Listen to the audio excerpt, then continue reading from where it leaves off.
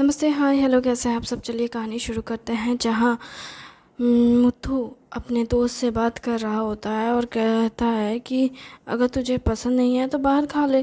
तो खाने की इतनी इच्छा है तुझे तो शादी में। तो वो कहते हैं कि मैंने गया था बाहर, गांव के बाहर जो नए नए रेस्टोरेंट लोग खोल रहे हैं, तो मैंने गया था, लेकिन वो इतना महंगा लिया, 200 रुपये में। मतलब जिस पे वो कहते हैं कि क्या ऑर्डर किया था, तो उसने कहा था छोला भटूरे ऑर्डर किया था, उसमें सलाद दिए थे, छोले दिए थे, और वो क्या बोलता है, भटूरा दिया था, और क्या, और अचार दिए थे, और उसमें ले लिए 200 रुपये, बस इतना ही। तो फिर वो कहते हैं नहीं, एक अजीब सी जली जली जी सी कुछ थी, एक बड़े से इतने बड़े कप में, जैसा गिलास जैसा कुछ था, उसमें दिया था। उसको क्या वो लोग कॉफ़ी बोल रहे थे, कोल्ड कॉफ़ी। अच्छा, तो तो तुमने कोल्ड कॉफ़ी खा पिया है। हाँ, तो 200 रुपये ले लिया इतना सबका। और क्या ऑर्डर किया था? तुम्हें लगता है और कुछ भी ऑर्डर किया होगा मैंने? हाँ, मैं तुम्हें जानता हूँ। मीठे के बिना तो तुम्हारा कुछ होगा नहीं। वो जली हुई चीज़ तुम्हें पसंद नहीं, ठीक है। छोले भटूरे तुम्हें बहुत पसंद है, तुमने खा लिए होंगे, लेकिन तुम्हें मीठा भी कुछ चाहिए होगा। जिस पर वो कहता है हाँ यार, मीठा तो कुछ चाहिए था। वहाँ पे रबड़ी रखी हुई थी, मैंने बोला रबड़ी भी दे दो। और इस सब का तो मुझे 200 रुपये देने पड़े तो तुझे बुरा लग रहा है? हाँ तो नहीं तो क्या, 35 रुपये लगते हैं छोले भटूरे के, रोड साइड में खाने जाओ तो। और वो कॉफ़ी जैसा जो भी है 50 रुपये में मिल जाएंगे। कितना हुआ? और वो रबड़ी कितना ही लेगा, 15-20 रुपये? मेरा 150 रुपये से भी कम में सब कुछ हो जाता, पर वो 200 रुपये ले लिया। अच्छा, तो तुम्हें इस बात का दुख हुआ। पर जहाँ तक मुझे याद है, मैं एक बार शहर के किसी रेस्टोरेंट में गया था। वहाँ पे जो देता है ना, क्या बोलते हैं उसको, जिसको लोग रीड करते हैं, जिसमें प्राइजेस लिखी रहती है। हाँ, अरे जो भी हो, मुझे समझ आ गया, तो बोल।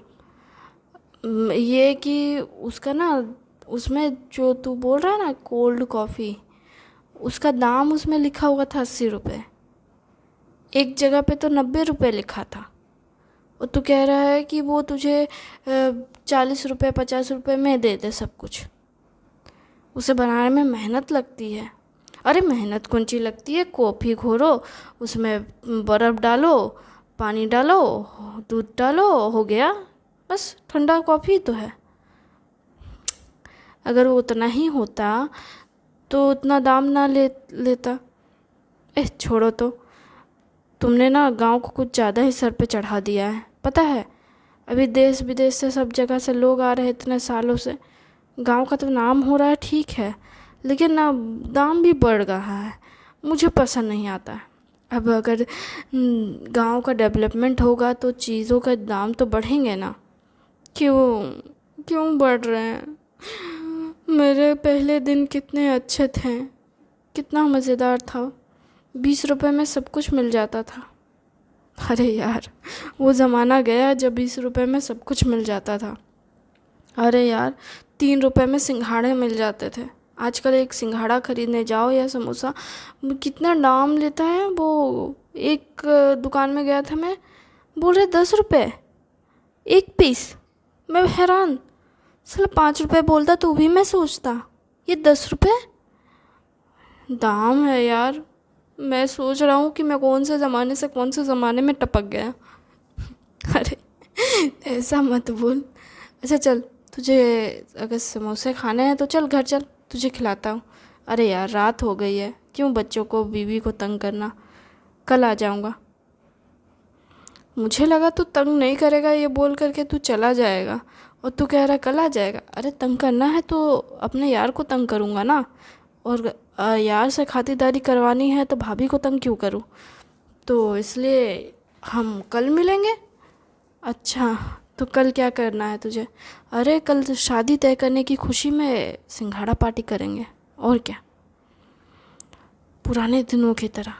याद है हम लोग कॉलेज टाइम पे कैसे करते थे? हाँ, एक प्लेट समोसा मंगाते थे और उसमें हम लोग के खाते थे, क्योंकि हम दोनों के पास ही इतने पैसे नहीं होते थे। तुम्हारा तो पढ़ाई भी छूट गया था बीच में। हाँ, तेरे पापा के मौत के बाद तू बिज़नेस संभालने लगा, ज़्यादा तुझे पढ़ने को भी नहीं मिला।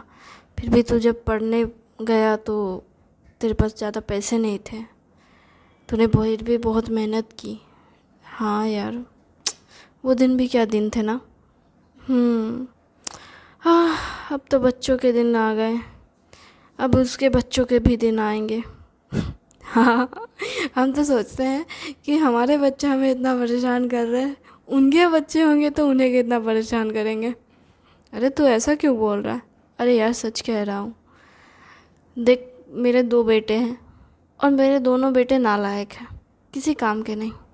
तू ऐसा क्यों कह रहा है? तेरा एक बेटे सॉफ्टवेयर इंजीनियर है, एक बेटा डॉक्टर है, अब क्या चाहिए तेरे को? अरे मेरा एक बेटा सॉफ्टवेयर इंजीनियर है तो क्या हुआ, वो हमेशा बाहर ही रहता है। और डॉक्टर, हाँ मानता हूँ कि वो गांव में ही अब डॉक्टरी कर रहा है, लेकिन फिर भी वो सारा टाइम पता नहीं किताब और लैपटॉप में ही लगा रहता है। कितना पढ़ता है मेरे को समझ नहीं आता। और मेरे को अभी जब मैं पंचायत गांव का बना ना मुखिया, तो मेरे को बोलता है, पापा मुखिया बने हो, अच्छे से काम करना, हाँ, और हमारे हॉस्पिटल के लिए भी फंड्स देना, ताकि हमारा हॉस्पिटल भी बड़ा हो सके और आप जैसे बुज़ुर्गों का इलाज हो सके। जब आप बढ़ती होगे ना तो मैं आपका अच्छे से इलाज करूँ। मैं बोल रहा हूँ ये बच्चा मेरे को बीमार बना रहा है। अच्छा तो कह रहा है कि वो तुम्हारा इलाज कर देगा, अगर हॉस्पिटल अच्छे से चलेगा तो हॉस्पिटल में सारी इक्विपमेंट होगी। उसके तरफ मत बोल। हाँ, उसकी बातों से ऐसा लग रहा है जैसे वो मुझे ही कल को बीमार करके हॉस्पिटल में भर्ती कर देगा और मेरा ही ऑपरेशन टेबल पे ऑपरेशन करेगा और बोलेगा, पापा आप मर गए हो। अरे तुम्हारी मौत का खबर तुमको थोड़ी ना पता चलेगा। अरे यार मत बोल ऐसी बातें, रोना आ रहा है। एक तो मेरा बेटा ऐसे बोलता है ना तो मेरे को समझ नहीं आता कि इसके सीने में दिल है या नहीं है। कैसा बोलता है, हाँ, कि मैं आपका इलाज कर दूँगा। ये चाहता है कि मैं बीमार हो जाऊँ। अरे वो प्रैक्टिकल बात कर रहा है, अरे प्रैक्टिकल बात कर रहा है। सच में बोलूँ तो बेटी होना ज़्यादा बेहतर है बेटा होने से। है बेटी होती मेरा थोड़ा इमोशनली ख्याल रखती, कितना प्यार से बोलती है, पापा आप चिंता मत करो। कितना अच्छा सुनने में कितना अच्छा लगता है पता है, जब बेटी होती है और वो डॉक्टर बनी होती है और वो कहती कि पापा आप चिंता मत करो, मैं हॉस्पिटल में अच्छे से डॉक्टर बन जाऊंगी और मैं आपका हमेशा ख्याल रखूंगी, आपको कभी कोई तकलीफ़ नहीं होने दूंगी। कितना अच्छा लगता है। यह मेरा बेटा बोलता है, आप बीमार पड़ जाओगे मैं आपका इलाज करूँगा। बात दोनों ही सही है। अरे दोनों सही है। उसके बोलने के तरीके में ऐसा लग रहा है जैसे वो कल को मेरे को ही ऑपरेशन टेबल पे एक्सपेरिमेंट के लिए लेकर जाएगा। ना चाहिए उससे, मेरा बेटा बेकार है। तुम्हारा बेटा इतना बड़ा डॉक्टर है, सर्जन है, और तुम कह रहे हो बेकार है। अरे बाक, तुम्हारा बेटा, अरे मेरा बेटा बेकार है। उससे अच्छा मेरी एक बेटी होती। दुख होता है यार। मेरी पत्नी ने मुझे बोला था कि एक और बच्चा करते हैं, बेटी होगी शायद। मैंने उसको बोल दिया छोड़ो जाने दो, 2 नालायक बेटे को ही पाल लेते हैं। क्या मतलब तूने मना कर दिया? हाँ तो क्या करता, एक बेटा हुआ तो बहुत खुश हुआ मैं। दूसरी बार सोचा कि बेटी होगी, बेटी के आस में बेटा पैदा हो गया, बेकार नालायक। और दोनों बेटे हैं अब। मेरी बीवी ने कहा तीसरी बार ट्राई करते हैं, बेटी होगी। मैंने बोला छोड़ो जाने दो, बेटी हो चाहे ना हो, ये नालायकों को पाल ले वही बहुत है। अच्छा ऐसी बात है तो नहीं तो क्या। अरे यार बेटी होना बहुत खुशी की बात होती है, पता है हमारे गांव में कितनी खुशी होती थी पहले, पता है। अभी तो इतना लोग बेटी होने पे खुशी नहीं मनाते, हम लोग कितना मनाते थे पता। हमारे घर में जब हमारी बहन पैदा हुई थी, पता है मेरे बाप ने पूरे मोहल्ले भर में मिठाई बांटी थी। कहते हैं कि मेरी बेटी हुई है, मेरे घर में लक्ष्मी आई है। और तो और मतलब मेरे को तो साइड कर दिया था मेरी बहन के होने के बाद। मुझे ऐसा लग रहा था कि मैं हूँ ही नहीं, मैं एग्जिस्ट ही नहीं करता। मेरा कोई मतलब नहीं बनता। पहले तो मुझे मेरी बहन से बहुत जलन होती थी, लेकिन जब उसकी शादी हुई ना, तो मेरी जान निकल गई। मुझे लगा कि मैं मर जाऊँगा उसके बिना। मतलब पहले जब वो बड़ी हो रही थी ना, तो उसको जिस तरह से पापा लाड प्यार करते थे ना, मेरे को बहुत गुस्सा आता था। लगता था जैसे कि उसके होने के बाद तो मेरा बाप मेरे को देख ही नहीं रहा। मतलब मैं उनका बेटा हूँ, फिर मेरे को देख ही नहीं रहे वो। लेकिन जब उसकी विदाई हुई ना, मैं तो एकदम रो पड़ा। मेरे से तो रहा ही नहीं गया यार। मेरे को समझ नहीं आ रहा था कि यार अपनी बहन को कैसे विदा कर दूँ उस आदमी के साथ जिसको मैं जानता तक नहीं। मतलब मैं तो बहुत सोच में पड़ गया कि यार वो उस आदमी के साथ मैं अपनी बहन को कैसे विदा कर दूँ। वो है कौन जिसके साथ मेरी बहन जाए। मतलब मेरा तो दिमाग ख़राब हो गया था अपने जीजा को देखकर। और शादी के बाद ना, मैं अपने जीजा को करीबन 6-7 महीने तक पसंद नहीं करता था, क्योंकि मेरी बहन से ना वो बहुत चिपका रहता था। घर भी आता था ना, मतलब दीदी घर आती, वो भी कुछ दिन बाद क्या, पहली बार जब आई थी ना शादी के बाद पग फेरे पे, तब ना वो दूसरे दिन ही घर में आ गया। बोलता लेने आया हूँ। मैं बोल रहा हूँ कि फिर मम्मी पापा ये लोग ने बोला कि ये दूसरे दिन नहीं लिए के जाया जाता है, आप कम से कम 5 दिन बाद आइएगा। तो बोलते ठीक है मैं रुक जाता हूँ। पता है, वो यहीं पड़ा हुआ था।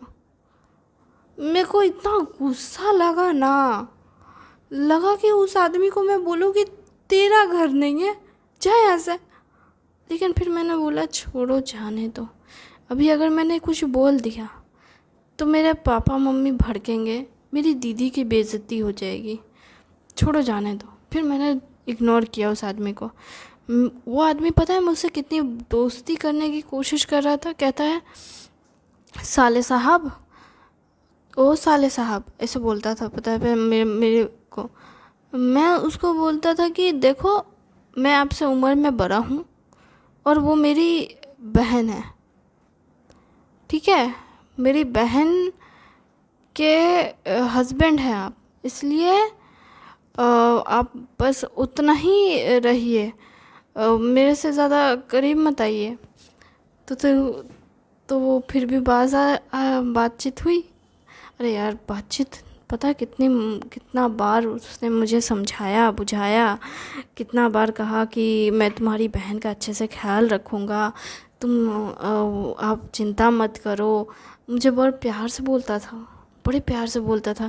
कहता था कि साले साहब आप चिंता मत कीजिए, मैं ना आपकी बहन का अच्छे से ख्याल रखूँगा, आपकी बहन की आंखों में कभी आंसू नहीं आने दूँगा, मैं उसे इतना संभाल कर रखूँगा ना कि जितना आप सोच भी नहीं सकते हैं। मुझे तो उस पर भरोसा ही नहीं था। फिर जब मेरी दीदी के फिर से विदाई होने लगी तो मुझे बहुत रोना आया फिर से। तब मेरी बहन ने मुझे गले लगाया। उसके बाद फिर मेरे जीजा ने भी, जीजा तो नहीं लगेंगे, मेरे क्या बोलते हैं उसको, मेरे से तो रिश्ते में छोटा है क्या, मैं उसका नाम ही ले लेता था उस टाइम पे। तो अभी तो मैं उसका नाम नहीं लेता हूँ, मैं बस बोलता हूँ मेरे बहन के पति। अच्छा तुम बहन के पति बोलते हो? अरे यार मैं क्या करूँ, मुझे समझ नहीं आता। मेरे बहन का आशिक बोल देता हूँ, बहन का पति बोल देता हूँ, या फिर अपने भतीजों का नाम ले देता हूँ। भतीजा लगेगा ना, क्या लगेगा यार, मैं तो मामा लगता हूँ ना उसका। अरे छोड़ो यार, ये सब ना समझ में भी नहीं आता। इतनी उम्र हो गई फिर भी रिश्ते नहीं समझ आते तुझे। अरे मेरे को इस सबसे कोई मतलब नहीं। मेरे को बस इतना पता था कि मेरी बहन खुश है तो मैं खुश हूँ। और जब मुझे लगा कि मेरी बहन खुश है, क्योंकि जब वो जा रहे थे ना, तब मुझे गले लगाते हुए कहा कि अगली बार आप आइएगा मेरे घर, और जब आप आइएगा तो मैं आपको बताऊंगा कि मैं आपकी बहन का कितना ख्याल रखता हूँ, आप खुद देखिएगा। और सच कहता हूँ यार, मैं पहले तो जाने के लिए मान नहीं रहा था, फिर मैंने कहा कि मैं जाऊंगा, तो मेरे मम्मी पापा ने रोक दिया, कहा नहीं नहीं शादी है मत जा। 2 महीने तक ना बहुत रोक कर रखा। तीसरे महीने में मैंने बोला कि मैं चला जाऊंगा। तीसरे महीने में मैं बोरिया बिस्तर बांधा और मैं चल गया। जब मैं वहाँ गया ना तो मुझे पता चला कि मेरी बहन और मेरा बहनोई दोनों ही घर पे नहीं है, दोनों बाहर गए हैं घूमने के लिए। मेरा मुंह बन गया। मैं सोच रहा था कि यार मैं क्या करूं। मैं इतना बन ठन के आया, मिठाई के 2 डब्बे लेके गया, लेकिन क्या फ़ायदा, मेरी बहन ही यहाँ नहीं है। उसके माता पिता ने बहुत बोला कि बेटा रुक जा, मत जा, 2 दिन रुक जा, इस शहर को घूम ले। जिस पर मैंने बोल दिया कि मेरी बहन नहीं है तो मैं यहाँ क्या करूँगा, मुझे नहीं यहाँ रुकना, ये कहकर मैं चला आया। उसके माता पिता को शायद बुरा लगा होगा, ठीक है। तो उसके बाद उन्होंने मेरी मम्मी पापा को फ़ोन किया, बोला कि आपका बेटा निकल गया है और ऐसा ऐसा बोला है। घर आते पता डांट पड़ गई थी मुझे।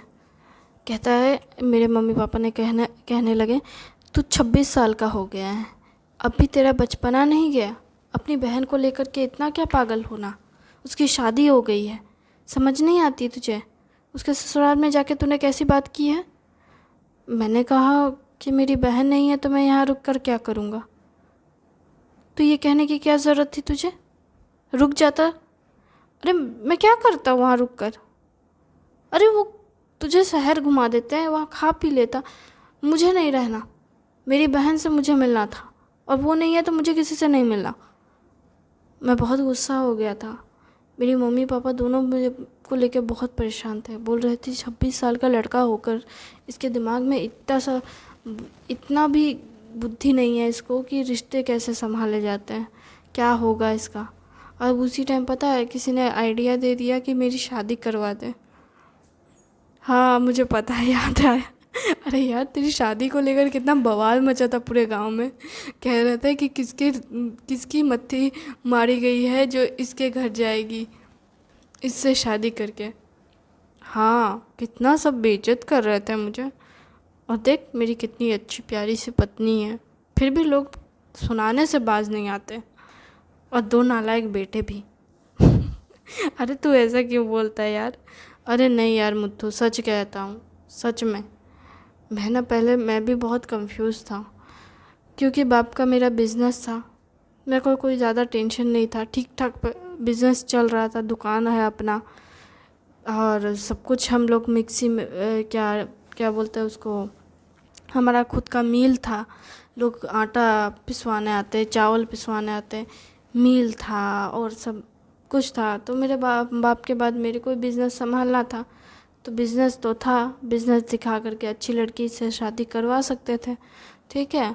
लेकिन हर कोई मजाक बनाता था गांव में, जिस वजह से जितने रिश्ते आते थे सब चले जाते थे। पता नहीं क्यों मेरी बीवी ने मेरे को पसंद कर लिया, पूछा नहीं तूने। अरे मैंने भी सोचा था, और मैंने एक बार पूछ भी लिया, जब हमारे 2 बच्चे हुए ना उसके कुछ टाइम बाद, मतलब इतने सालों में नहीं पूछा था। अरे यार सोचा था कि पूछूं शादी के बाद ही कि आखिर क्यों पसंद कर लिया मुझे। इतने लोगों ने तो हमारे रिश्ते तुड़वाए हैं कि क्या ही बोलूं। जिस पर पता है जब मैंने इससे पूछा तो पता है क्या बोलती है कि जिसकी पूरी दुनिया बेइज्जती कर रही है उसकी बेइज्जती मैं नहीं कर सकती, क्योंकि जिस पे सब थूकते हैं वो ज़रूर किसी काम का होगा, तभी उसे इतना कुछ सुनना पड़ रहा है। और फिर भी आप शांत थे, आपने कुछ नहीं कहा, इसलिए मुझे आप पसंद आए, क्योंकि दुनिया आपको इतनी बेइज्जत कर रही थी लेकिन फिर भी आप शांत रहे। आपका मजाक बनाया गया लेकिन फिर भी आप शांत रहे, आपका पूरा परिवार शांत रहा, और मुझे ये चीज़ पसंद आई।